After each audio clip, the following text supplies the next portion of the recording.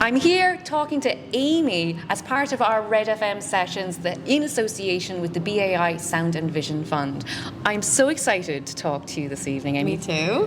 Thank you so much for joining us as part of our RedFM sessions that is part of Green on Red on Cork's RedFM. And we are big supporters of your music. You are, I know. Thank you. Honestly, this is how I know, because when people send me videos on Instagram of them like, oh, I'm hearing your song again, it's always Red FM. Always Red FM. So I'm like, yes, they are day one supporters. So it means a lot being here today. I'm really excited.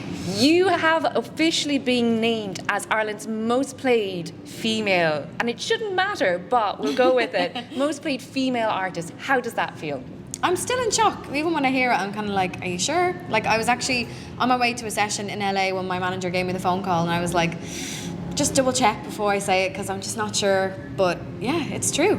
People really, really loved my last song, Nobody Else, and I was quite nervous releasing Hurt Like Hell, my most recent single, because I'm always kind of like wanting to outdo myself type of thing, but we're on track to doing that, so I'm really, really grateful, really grateful. You are quite outspoken about your support for other female artists. Yeah. Do you feel that's important? Yeah, of course. I've been raised to believe women supporting women, and the more you move up in the industry, it's kind of your duty to help bring people up with you. I think that's how we win. I think that's how women win in general.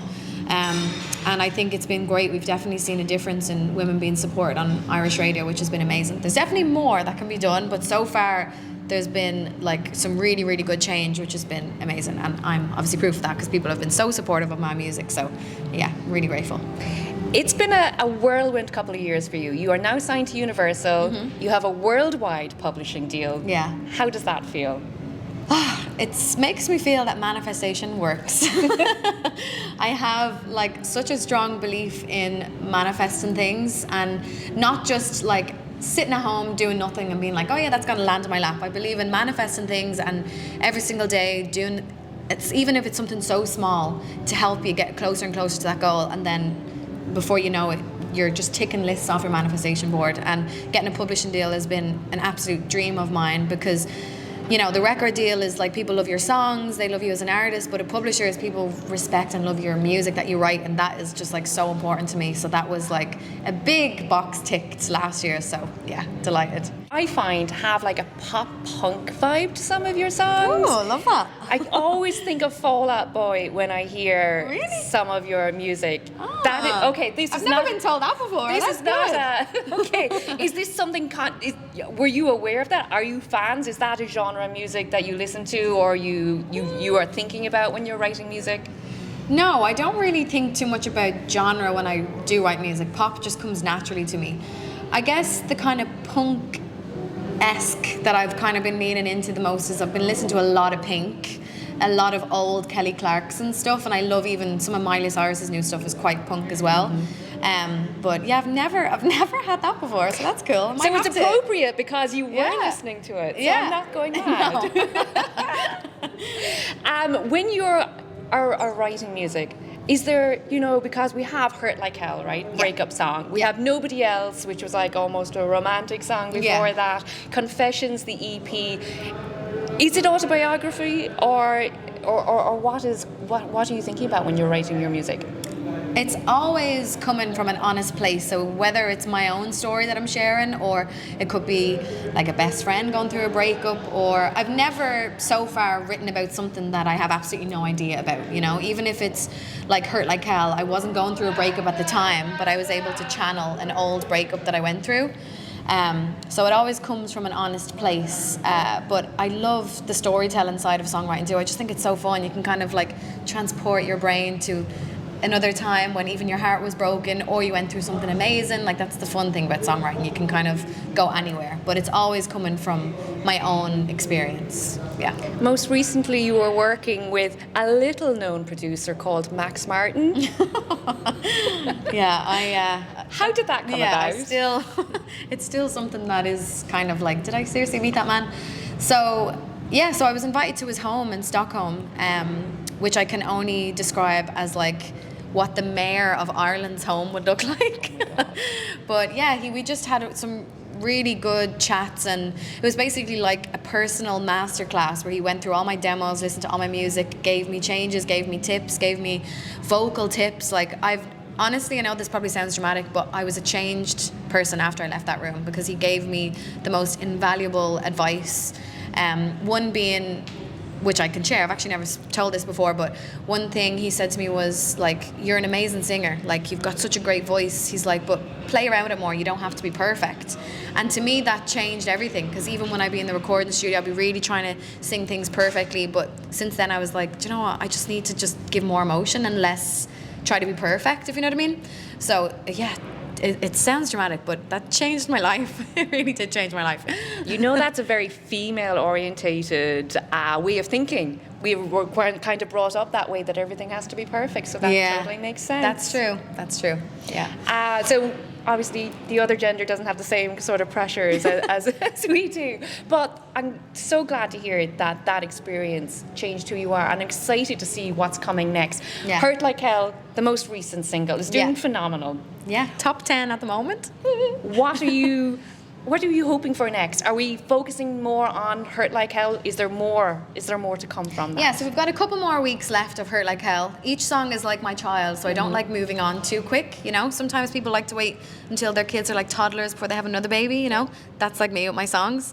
But I do have a new song that's going to be coming out in the summertime, which I'm so excited for. I really wanted to write a song that was like the ultimate kind of festival, get everybody up dancing and singing type of song. So I've got a couple of weeks left of Hurt Like Hell. It's still doing really well in the charts. Like, we just hit top 10 last weekend. That's my highest position I've ever had so far. So I'm so excited. We need to try our best to hang on to that. And then, yeah, the new single is going to be coming really, really soon. No breaks.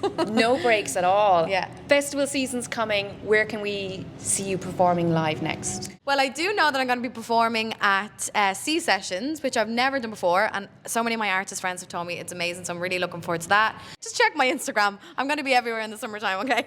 Amazing. So guys, follow Aimée on her socials, because there are more gigs to be announced. That's what we've learned. I'll probably accidentally leak them, let's be honest, but yeah, I'll see you somewhere in the summertime. Amazing. And I know you spent some time in LA recently. Yes. Are we living there, or are we just like... We're close. No, I'll never live out of Ireland permanently. That's not something I ever want to do. This is my home. Whether I go to Sweden, LA, London, that's kind of where I go to work. Even if I go for long periods of time, doesn't matter if you're in the most glamorous place in the world, it's not home. So I'll never like live there. I have to say that, because my dad would be heartbroken if he heard me say that. But yeah, I'm going to be going back to LA really, really soon. I just love the music scene over there. It's amazing.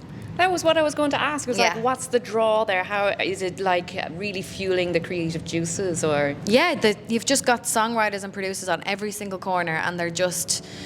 LA is kind of a cool hub where you've got people from everywhere. Like, I've worked with Irish people over there, English people there, Swedish people there. So it's kind of like the center of the music industry at the moment. So it's a really good place to go and meet people and write and make connections and stuff. So yeah, I love it there.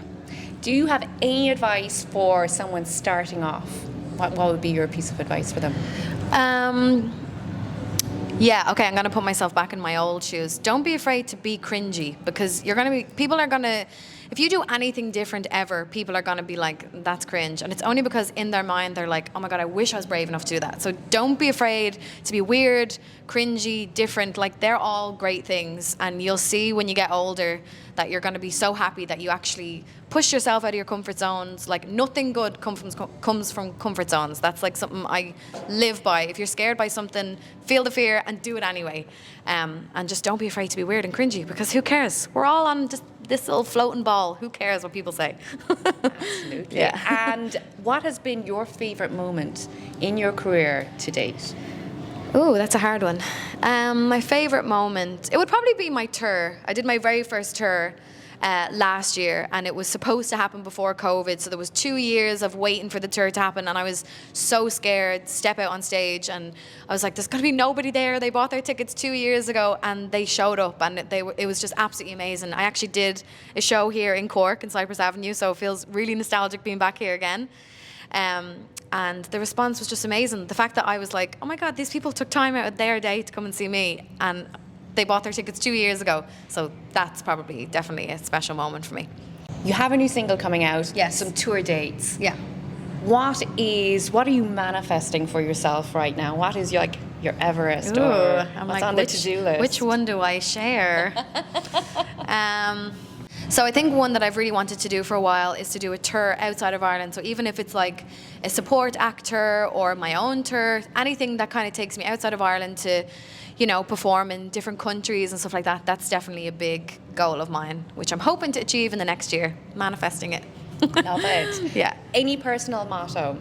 I think my favorite one is nothing good comes from comfort zones, because like there's things that even before I step on stage, like you always get them really nervous belly, and I just keep reminding myself, yeah, but I'm gonna push myself off this cliff, because when I step outside there, it's gonna be absolutely amazing. And I've kind of been living that like my whole life, So yeah, I'd say that's my favorite one. I like that one too. Yeah. Aimée, it's been an absolute pleasure talking to you this evening. You too. Thank you. Can't wait for the show. The crowd downstairs can't wait to hear you either. So break a leg tonight. Thank you. Thanks, guys. And go stream Hurt Like Hell on Spotify. Yes, please.